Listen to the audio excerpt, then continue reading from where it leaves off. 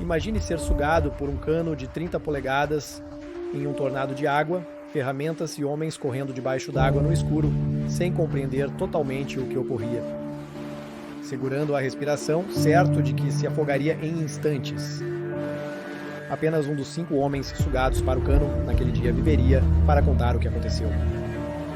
Uma câmera GoPro presa ao traje de um mergulhador registrou o que aconteceu depois em vídeo e áudio. O que ela revela é aterrorizante.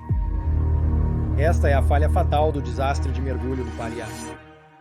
25 de fevereiro de 2022 começou como um dia normal de trabalho para os homens da LMCS mergulhando em Pointe-à-Pierre.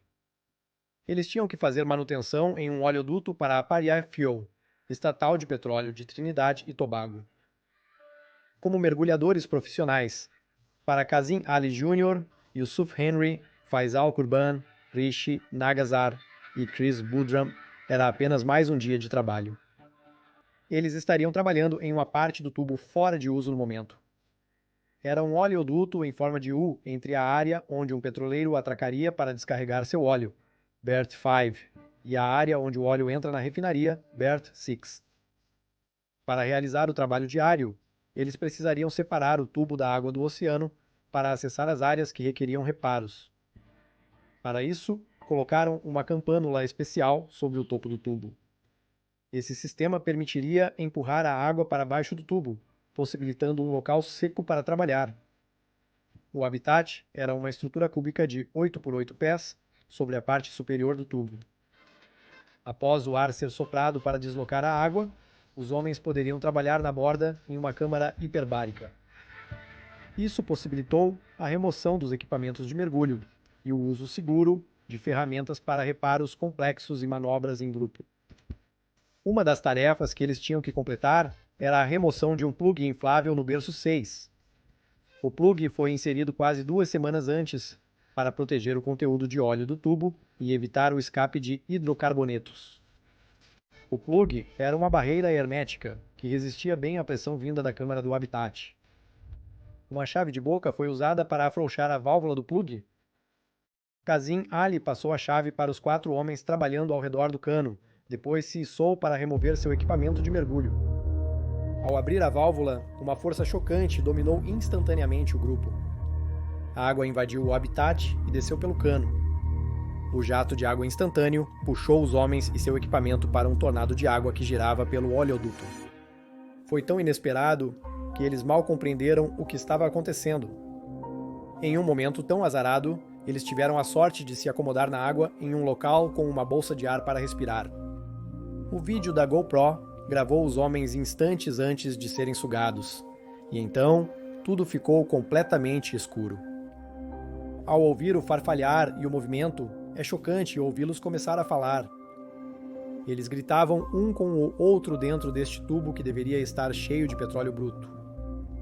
A terrível ironia é que esse ar que permitia que eles respirassem era, na verdade, a causa do tornado de água giratório que os trouxe até aqui.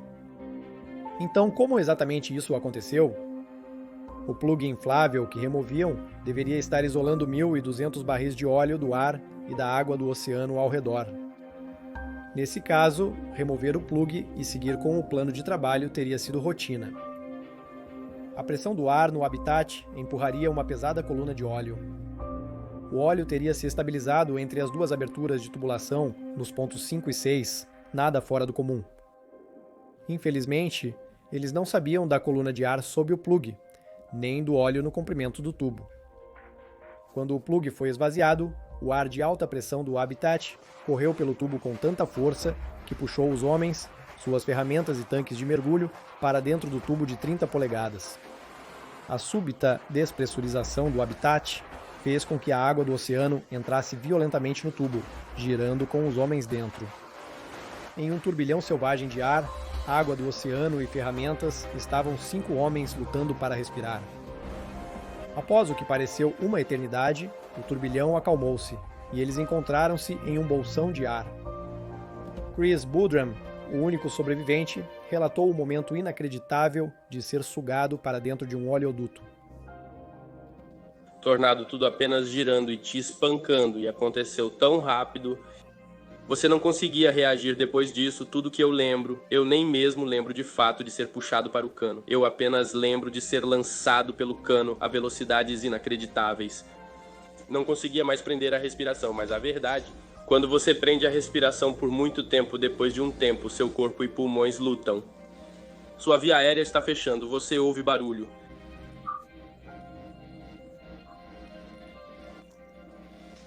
Seu corpo está lutando para respirar. Um pesadelo inacreditável. Seus olhos ardendo. Toda vez que tento abrir seus olhos, arde. Escuridão completa, não se vê nada. Sua garganta está queimando. Seus ouvidos estão zumbindo. Seu corpo está dolorido. E nesse ponto, eu me disse que estava morto e acabado. Após pararem, os homens fizeram um rápido inventário da localização, condição física e se todos os 5 estavam presentes. Eles começaram a gritar de volta e a se encontrar para confirmar que de fato estavam juntos dentro do tubo. Era simplesmente incrível, mas era a dura realidade. Tentar compreender onde eles estavam no oleoduto era muito mais difícil do que parece. Eles estavam totalmente perdidos e não sabiam o quão longe haviam percorrido no tubo. Essa parte do oleoduto tinha 1.200 pés de extensão, o mesmo que 4 campos de futebol. O tubo tinha ondulações nas emendas de solda ou onde os suportes eram colocados. As variações de elevação permitiram a formação de bolsões de ar. Após se orientarem, perceberam que todos estavam feridos, porém vivos. Em meio à desorientação, não concordavam sobre qual direção os levaria de volta ao Nascimento 6. Após discutirem, decidiram se unir e seguir juntos em direção a uma das extremidades. O tubo estava revestido com uma grossa camada de óleo escorregadio. Era exaustivo continuar lutando contra o óleo e mal se movendo enquanto lidavam com ossos quebrados, órgãos machucados, óleo nos olhos e narinas, e tudo isso na completa escuridão. Depois de 1 hora de luta, eles se depararam com um problema chocante. O nível da água do mar estava subindo. Eles mantinham as cabeças acima da água, mas o primeiro da fila notou que seu rosto estava a apenas 15 centímetros do topo do tubo. Era insustentável. Alguns homens estavam gravemente feridos e logo não conseguiriam mais se mover de qualquer forma.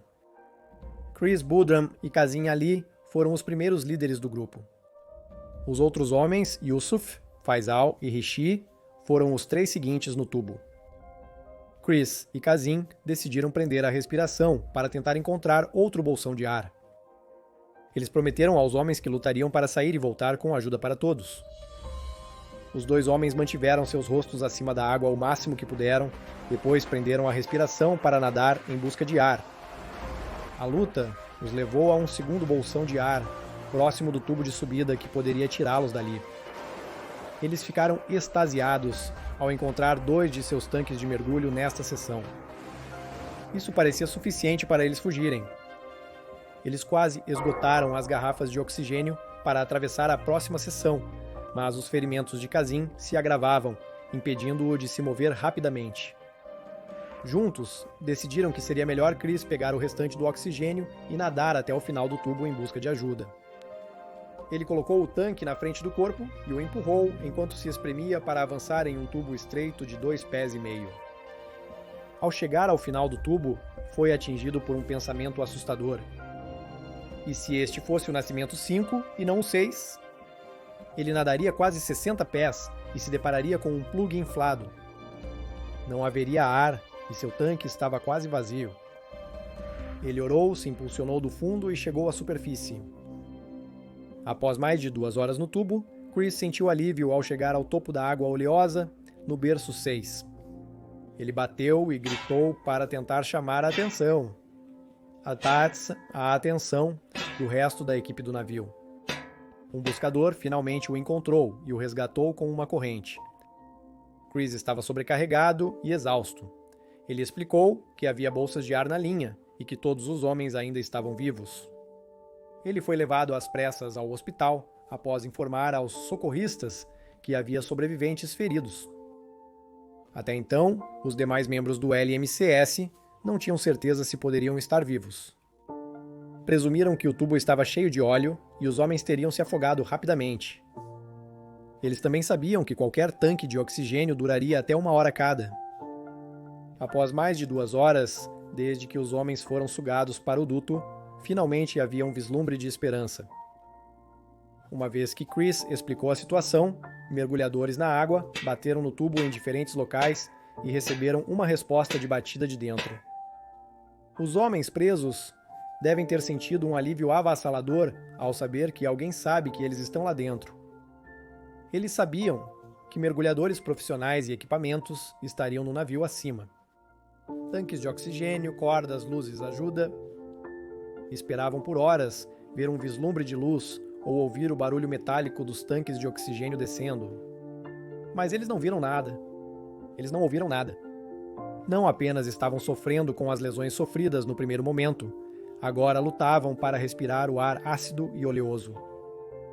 A cada hora, o dióxido de carbono aumentava neste suprimento limitado de ar, tornando a respiração mais desafiadora. E assim eles esperaram. Independentemente de como ocorreu o desastre do não resgate, é uma realidade desesperadoramente triste que esses homens estavam a poucos metros da salvação, mas ninguém veio.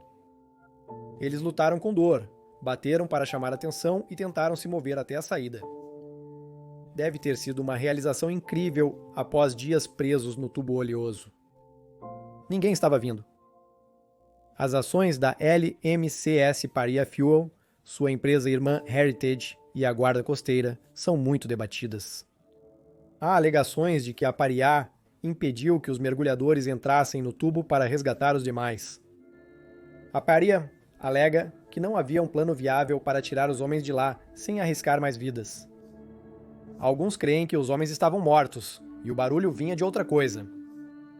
A Guarda Costeira, a LMCS e os familiares que eram mergulhadores profissionais têm sua própria versão dos eventos. Os fatos inegáveis são: 4 homens estavam vivos às 5 horas de sexta-feira, quando Chris Boudreaux foi resgatado. Muitas pessoas afirmam ter ouvido batidas nos canos internos por quase 48 horas antes de cessar. Após a recuperação dos corpos, foram realizadas 2 autópsias. Apesar das discrepâncias na hora da morte nas autópsias, era evidente que todos os homens viveram até sábado, e alguns possivelmente até segunda-feira. Não se sabe se os homens morreram devido aos ferimentos, falta de ar respirável ou se afogaram tentando nadar até uma das saídas do tubo. Uma comissão de inquérito foi formada em Trinidad e Tobago, com resultados previstos para agosto de 2023. Porque meu interior anseia por um resgate. Tudo dentro de mim esperando que um resgate esteja acontecendo. Ninguém estava tentando me resgatar.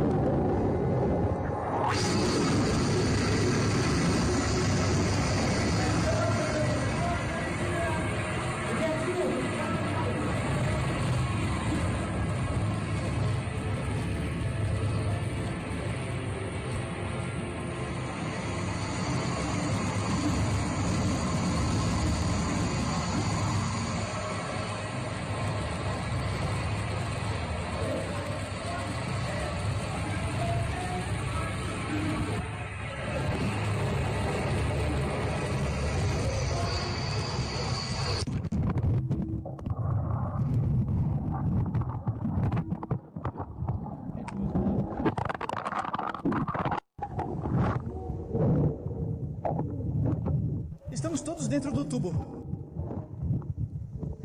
Estamos dentro do tubo, cara. Estou dentro do tubo com a água. Chris! Sim. Você me ouve? Eu ouço outro. Estou dentro do cano. Também estou dentro do cano.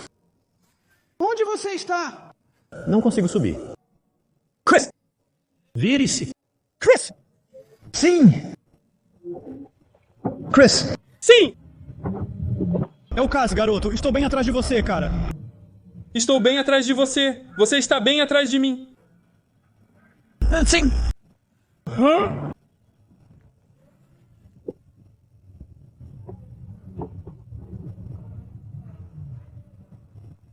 Quem está fazendo esse barulho? Vamos lá, precisamos sair. Temos que começar a nos mover.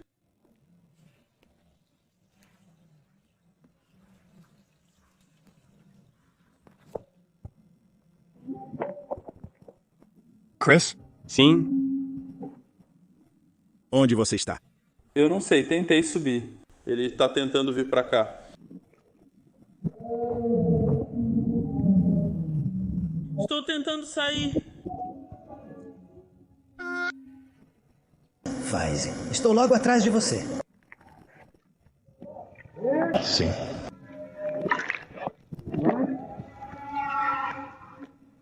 Quem é esse? Yusuf. Sim, garoto. Oh, Yusuf! Sim, garoto. Quanto tempo eu tenho que caminhar antes de encontrar o Faizi? Você e o Faizu estavam juntos o tempo todo? Agora mesmo. Quem mais estava com você? Só eu e Faizi. Kaz, onde você está? Bem ali. Bem ali onde? Casney, está tudo bem com você? Não! Algum dos seus membros quebrou? Minha perna quebrou. Sua perna, certo? Tudo bem. Aconteceu algo com você? Não, garoto. Fez. Não, garoto. Yusuf, aconteceu algo com você? Sim, garoto. O que aconteceu? Meu pé quebrou. Tudo bem.